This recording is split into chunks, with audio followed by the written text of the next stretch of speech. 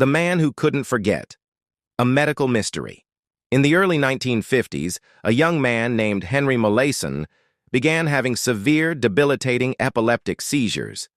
By 1953, his seizures were so frequent and violent that his doctors decided to try a radical experimental surgery.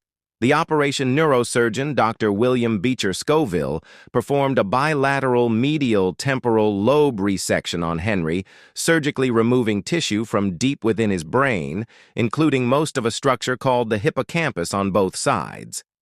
The goal was to stop the electrical storm of the seizures. The unexpected outcome. The surgery was a success in controlling the epilepsy. However, it came at a profound, unexpected cost. Henry lost the ability to form new memories. He could remember things that happened before the operation, his childhood, the names of his family, basic facts.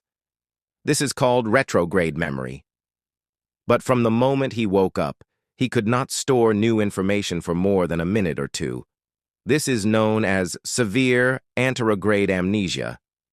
If you introduced yourself to him, walked out, and came back 5 minutes later, he would greet you as if he had never met you before. He had to be reintroduced to his doctors every single day for decades. He was forever living in the year 1953.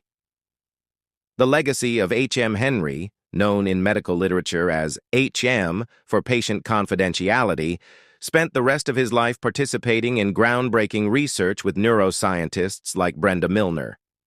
Because of the very precise nature of his brain damage and memory loss, Henry's case became the most important in the history of neuroscience.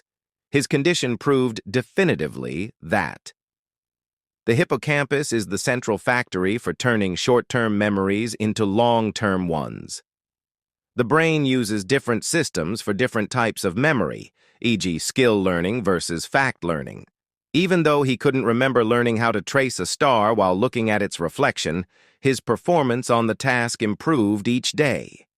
Henry Molaison's tragic loss of memory became the foundation for almost everything we know about how the human brain remembers, essentially paving the way for the entire field of cognitive neuroscience.